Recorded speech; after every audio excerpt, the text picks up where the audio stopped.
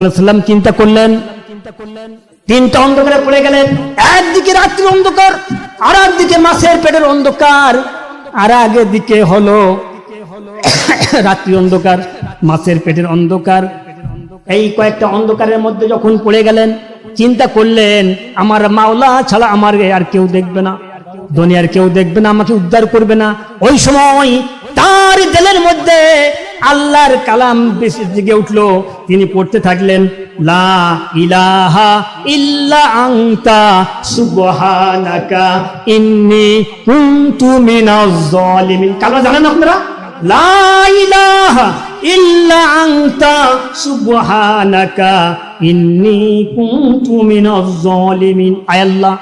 আয় আল্লাহ, তুমি ছাড়া কোনো ইলা নাই, তুমি পাক ও পবিত্র, আর আমি হলাম অপরাধী।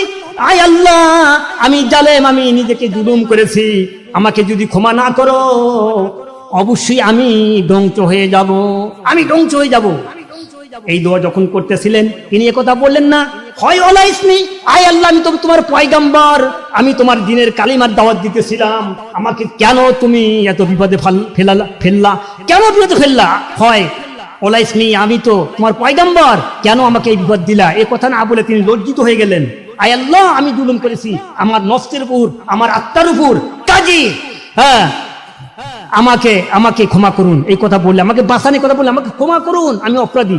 সঙ্গে সঙ্গে আল্লাহ রাব্বুল আলামিনের কানে বাইজে উঠলো, কে দুনিয়ার কেউ জানলো না, ইথারকে ওভারটেক করে আরশে আযিমে যখন ধাক্কা লাগলো, আল্লাহ পাক জবাব দিলেন, ফাস্তাজাবনা লাহু ওয়া নাযায়নাহু মিনাল গাম্মি ওয়া কাযালিকা নুনজিল মুমিনিন। আমার বিশিষ্ট বান্দা বিপদের সময় আমারে স্মরণ করে, আমি অবশ্যই তাকে আমি রক্ষা করব, তাকে রক্ষা করার দায়িত্ব আমার।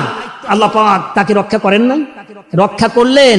এইভাবে করেই সময় কি স্যার বলো মানে আচ্ছা, এবার আল্লাহ পাক কি করলেন? মাছকে অর্ডার দিলেন, মাছ এটা আমার পয়গম্বর, আমার হাবিব, কালেমার দাওয়াত নিয়েছে। সারা দুনিয়ার জালিমরা আমাকে বলছে দেয়ার ইজ নো গড, আর এ বলছে লা ইলাহা ইল্লাল্লাহ, আল্লাহ ছাড়া কোনো ইলাহ নাই। সাংঘর্ষিক জালিমদের সাথে কাজী আমার দাওয়াত নিয়ে এসেছে, এর রক্ষণাবেক্ষণের দায়িত্ব আমার।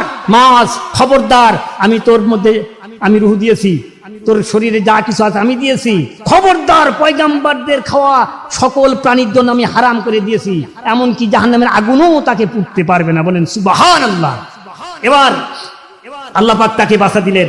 এবার দেখেন হযরত মূসা আলাইহিস সালামের একটা কথা টাচ দেই, আমি কিছু কিছু আয়াত এখানে রিপোর্ট করেছি, আয়াতগুলোতে এক জায়গায় পাওয়া যায় না, এই জন্য মনেও থাকে না। তো যা হোক,